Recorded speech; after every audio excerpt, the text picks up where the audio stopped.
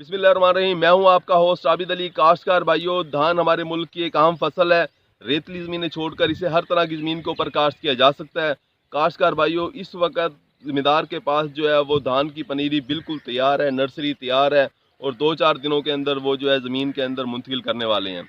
मैं आज आपको 10 पॉइंट बताऊंगा कि जिससे आप अमल करके धान की फसल से भरपूर पैदावार हासिल कर सकते हैं।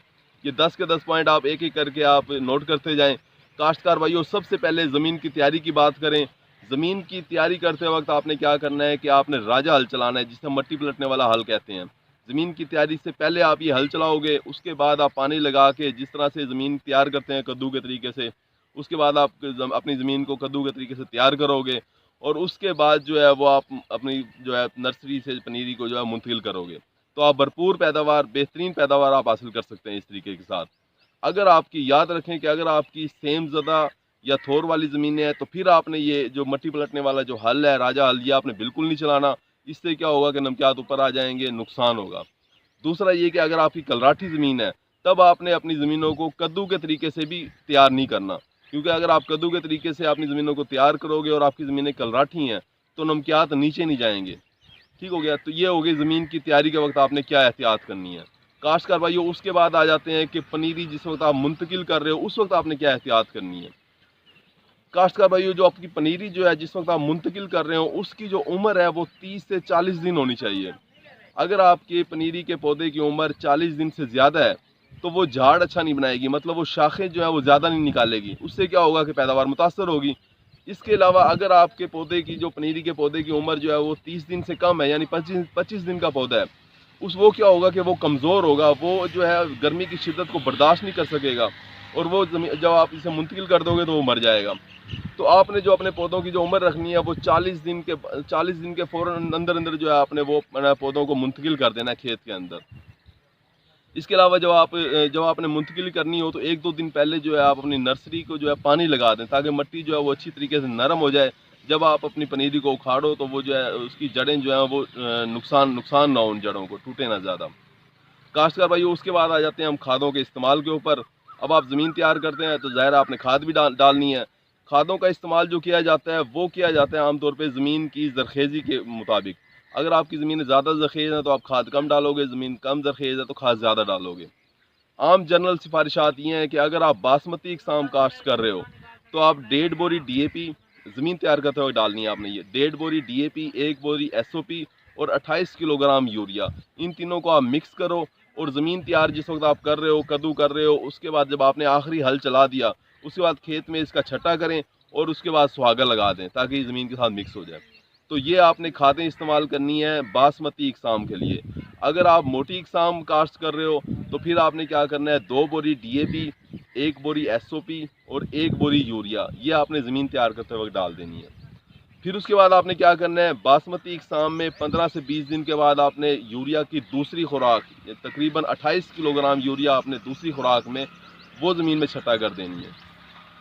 और उसके बाद तीसरी खुराक जो है वो भी उस पहली खुराक के 15 से 20 दिन के बाद तीसरी खुराक आपने वो छटा कर देनी है। मोटी इकसाम के अंदर आपने क्या करना है कि आपने ज़मीन तैयार करते वक्त खादें डालनी हैं। उसके बाद आपने 15 से 18 दिन के बाद जो है 1 बोरी यूरिया की डाल के खादों का इस्तेमाल मुकम्मल कर देना है। खादों की ज़रूरत जो है वो धान की मुकम्मल हो जाएगी। काश्तकार भाइयों, अपनी खादों का जो इस्तेमाल है वो 15 अगस्त से पहले पहले मुकम्मल कर लिया करें। और जिस वक्त एक और बात याद रखें कि जिस वक्त आप यूरिया का छट्टा दे रहे हो, जब आप यूरिया खाद इस्तेमाल कर रहे हो, तो उस वक्त आपके खेत में पानी की जो सतह है वो कम से कम होनी चाहिए। यानी जब जिस आपकी सतह बिल्कुल खुश्क हो जाए, पानी खुश तरबतर हालत में खेत आ जाए, उस वक्त आप जो है ना वो छटा दें, ताकि जो है अगर ज़्यादा पानी होगा तो जो आपकी खाद है वो पानी के साथ ज़मीन की जो पौधे की जड़ें हैं उससे बाहर चली जाएगी, पौधा उठा नहीं सकेगा, यानी आपकी खादों का ज़िया हो जाएगा इस तरीके से। उसके बाद हम आ जाते हैं कि आपने जो है बुरान इस्तेमाल करना है। अब बुरान करना क्यों है काश्तकार भाइयों, हमारी जो ज़मीनें हैं वो बुरान की उनमें कमी पाई जाती है। तकरीबन 70% ज़मीनों में बुरान की कमी है। जो भाई जो है वो बुरान इस्तेमाल करते हैं वो भरपूर पैदावार ले रहे होते हैं। अब धान अगर आपकी फसल में अगर आप बुरान इस्तेमाल नहीं करोगे, तो उससे आपने देखा होगा कुछ सिट्टे जो हैं वो खाली रह जाते हैं, उनमें दाना नहीं बनता, तो वो बुरान की कमी की वजह से ऐसा हो रहा होता है। आपने क्या करना है कि ज़मीन की तैयारी करते वक्त जिस वक्त आप दूसरी खादों का इस्तेमाल करो, DAP और SOP वाली खादों का इस्तेमाल करो, उनके साथ आपने बोरान वाली खाद भी जो है मिक्स कर लेनी है। अगर तो आप बोरिक एसिड इस्तेमाल कर रहे हो, बोरिक एसिड और बोरैक्स, ये दो जो है ना खादें बोरान वाली हैं। अगर आप बोरिक एसिड इस्तेमाल कर रहे हो तो फिर आप 3 किलोग्राम बोरिक एसिड जो है वो DAP वगैरह के साथ मिक्स करके ज़मीन तैयार करते वक्त डाल दो। और अगर आप बोरैक्स इस्तेमाल कर रहे हो 20% वाला, तो फिर आप 4.5 किलो 4.5 किलोग्राम जो है बोरैक्स जो है वो DAP वगैरह के साथ मिक्स करके वो आप ज़मीन के अंदर छटा करोगे, ज़मीन तैयार करते वक्त आप डाल दोगे।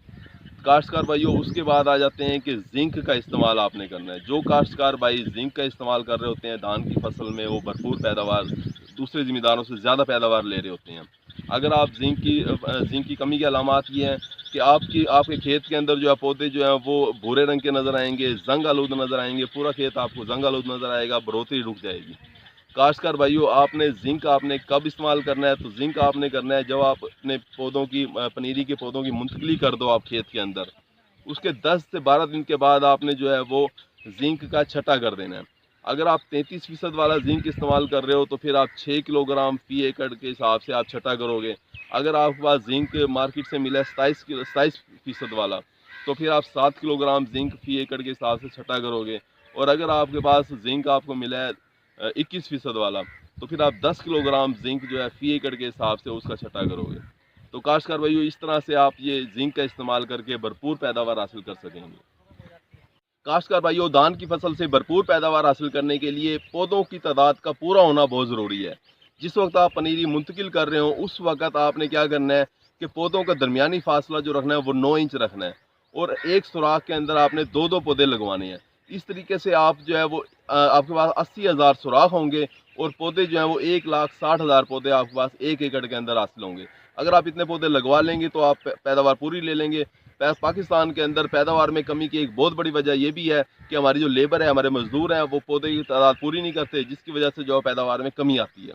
काश्तकार भाइयों, उसके बाद आपने क्या करना है कि जड़ी बूटियों का कंट्रोल करना है। अब हम सबको पता है कि जड़ी बूटियां जो हैं वो खुराक के लिए, पानी के लिए, रोशनी और हवा जगह के लिए जो है वो हमारी फसलों वाले पौधों के साथ मुकाबला कर रही होती हैं और पैदावार में कमी का बायस बन रही होती हैं। आपने क्या करना है कि जड़ी बूटियों को कंट्रोल करने के लिए सबसे पहला आसान तरीका तो ये है कि अगर वाफिर पानी आपके पास मौजूद है तो खेत के अंदर से पहले 25-30 दिन तक पानी की कमी ना आने दें। पहले एक हफ्ते तक आप 1.5 इंच पानी खड़ा रखें, उसके बाद जो है 20-25 दिन तक 3 इंच पानी खड़ा रखें। इससे क्या होगा कि जड़ी बूटियाँ जो है वो उगेंगी नहीं, जड़ी बूटियाँ सारी ख़त्म हो जाएंगी और आपको जड़ी बूटियों से निजात मिल जाएगी।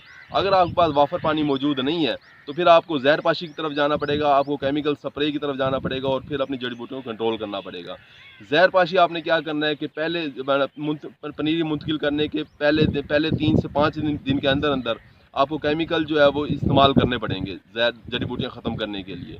उसमें क्या करें आपकी, जैसे आजकल जो है ब्यूटाक्लोर है, ब्यूटाक्लोर जो है वो आप इस्तेमाल कर सकते हैं। उससे जड़ी बूटियाँ जो है वो 800 ml फी एकड़ के हिसाब से अगर आप इस्तेमाल करोगे तो जड़ी बूटियों का खात्मा हो जाएगा, आपको निजात मिल जाएगी।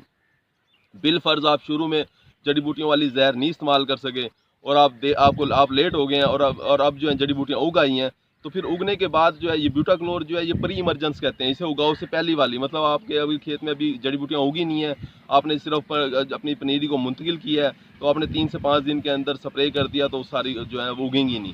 खासकर भाइयों, अब अगर आप शुरू में अगर आप स्प्रे नहीं करवा सके जड़ी बूटियों की और जड़ी बूटियाँ उग आई हैं, तो अब आपने क्या करना है कि बिस्पायरी बैग सोडियम एक जहर है, ये आपने इस्तेमाल करना है। 100 ग्राम फी एकड़ के हिसाब से 100 लीटर पानी मिक्स करके ये आप स्प्रे करवा दोगे तो तमाम जड़ी बूटियों का खात्मा हो जाएगा। मुख्तलिफ कंपनियों के पास ये मुख्तलिफ नामों से मौजूद है, वनिस्टा के नाम से आमतौर पर ज़्यादातर कंपनियों के पास मौजूद है, तो ये आप जहर इस्तेमाल करोगे और जड़ी बूटियों से छुटकारा हासिल कर लोगे। एक और बात याद रखें कि जब भी आप जड़ी बूटी मार जहर इस्तेमाल करें तो आपके खेत के अंदर जो है पानी जो है 5-7 दिन तक बरकरार रहना चाहिए उसकी सतह। अगर आप इस तरह से पानी आबी माहौल को ये जो जितने भी जहर हैं ये पसंद कर रहे होते हैं और इनकी सलाहियत जड़ी बूटियों को मारने की वो बढ़ जाती है। काश्तकार भाई, उसके बाद हम आ जाते हैं आपाशी की तरफ कि आपने आपाशी किस तरीके से करनी है। पहले जो शुरू के जो 20-30 दिन है इसके अंदर आपने खेत में पानी को खड़ा रखना है, क्योंकि पानी अगर आपका खड़ा रहेगा तो जड़ी बूटियाँ उगेंगी नहीं और आपको जड़ी बूटियों से छुटकारा मिल जाएगा। इसके अलावा जो है जब सिटा बन रहा हो उस वक्त आपने पानी की कमी नहीं आने देनी, सिटा बनते वक्त आपने पानी को खड़ा रखना है ताकि जो है वो ज़्यादा से ज़्यादा सिटे निकल रहे हैं उसके। उसके बाद जो है आपने जो है वो जिस वक्त दाना बन रहा हो उस वक्त भी पानी की कमी नहीं आने देनी, तर में रखें अपने खेत को। और एक और बात याद रखें कि जिस वक्त भी आप ये जड़ी बूटियों वाला जहर इस्तेमाल करें तब भी पानी की कमी ना आने दें, आपके खेत में पानी खड़ा रहे, और जब दानेदार जहर इस्तेमाल कर रहे होते हैं तब भी पानी जो है वो आपके खेत में खड़ा रहना चाहिए। काश्तकार भाइयों, आपाशी की अगर हम बात करें तो धान की फसल के ऊपर बहुत से कीड़े वगैरह भी हमला कर रहे होते हैं। ख़ास तौर पे अगर नाम लिया जाए, अगस्त सितंबर के अंदर जो है वो पत्ता लपेट सुंडी इसके ऊपर हमला कर रही होती है धान की फसल के ऊपर। आपने क्या करना है, पत्ता लपेट सुंडी अगर आपको नज़र आए तो आपने जो है वो बाइफेंथ्रीन या लैम्डासाइलोथ्रीन जो है ये जहर इनके स्प्रे करवा देने हैं। बाइफेंथ्रीन आप 250 ml फी एकड़ के हिसाब से स्प्रे कराओगे, और लैम्डा जो है वो 200 ml फी एकड़ के हिसाब से आप स्प्रे कराओगे, तो पत्ता लपेट सुंडी से आपको निजात मिल जाएगी। इसके अलावा इसके ऊपर तने वाली सुंडी भी हमलावर हो रही होती है। अगर तने वाली सुंडी आपको नज़र आती है तो फिर आपने जो है वो दूसरे दानेदार जहर हैं उनका इस्तेमाल आप कर सकते हैं। क्लोरेंट्रा नीलीप्रोल या थाइमेथॉक्सम या प्लस थाइमेथॉक्सम, या फिर जो है वो फिप्रोनिल वगैरह इस तरह के जहर जो है कार्बोफ्यूरान, इस तरह के जहर आप इस्तेमाल कर सकते हैं। इससे जो है आपको जितनी भी धान की फसल की जो ये सुंडियाँ हैं इनसे आपको निजात मिल जाएगी। काश्तकार भाइयों, इसके अलावा जो है धान की फसल के ऊपर कुछ बीमारियां भी हमलावर कर रही होती हैं, जैसे पत्तों का भूरा हो जाना, भूरे धब्बे बन जाना, या इसके अलावा बकाइनी है, या इसके अलावा जो है इसके अंदर जो है धान की फसल के अंदर ब्लास्ट जो है वो हमला, धान का भभका जिसे कहा जाता है, उसका भी हमला हो रहा होता है। काश्तकार भाइयों, एक बात याद रखें कि खादों का जब आपने इस्तेमाल करना है तो वो मुतनासिब इस्तेमाल करना है। मुतनासिब इस्तेमाल ये होता है कि आपने फास्फोरस, नाइट्रोजन और पोटाशियम की जितनी खुराक बताई जाती है वो आपने इस्तेमाल करनी है। यानी यूरिया, डीएपी और एसओपी, यूरिया, डीएपी और एसओपी का जितना हमने बताया है उस तरीके से आपने इस्तेमाल करना है। अगर आप पोटाशियम वाली खादें, जो हमारे आमतौर पर ज़िम्मेदार भाई जो इस्तेमाल नहीं कर रहे होते, पोटाशियम वाली खाद अगर आप इस्तेमाल नहीं करोगे तो आपकी फसल के अंदर जो है वो फंगस वाली बीमारियाँ, फफूंदी वाली बीमारियाँ जो मैंने अभी जिक्र किया है जिन बीमारियों का, उन बीमारियों का हमला होने के चांसेस बढ़ जाते हैं। आप पोटाशियम वाली खाद इस्तेमाल करें ताकि आपके पौधों के अंदर क़ुव्वत मुदाफ़त हो, वो बीमारियों के खिलाफ जो है वो लड़ सकें और उनमें बीमारियां कम से कम आएँ। पहला हो गया।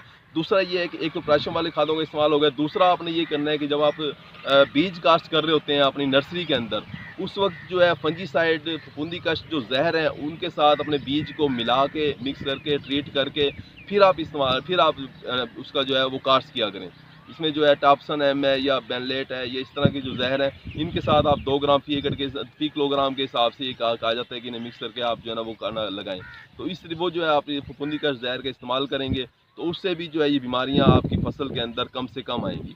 इसके अलावा अगर ये बीमारी आ जाती है, जैसे कि ना ब्लास्ट है, धान का भभका अगर बीमारी आ जाती है, तो कॉपर ऑक्सीक्लोराइड जो है वो आधा किलोग्राम फी एकड़ के हिसाब से वो आप स्प्रे करवा दें अपने खेत के अंदर। 2 बार अगर स्प्रे कराओगे तो आपको इस बीमारी से निजात मिल जाएगी।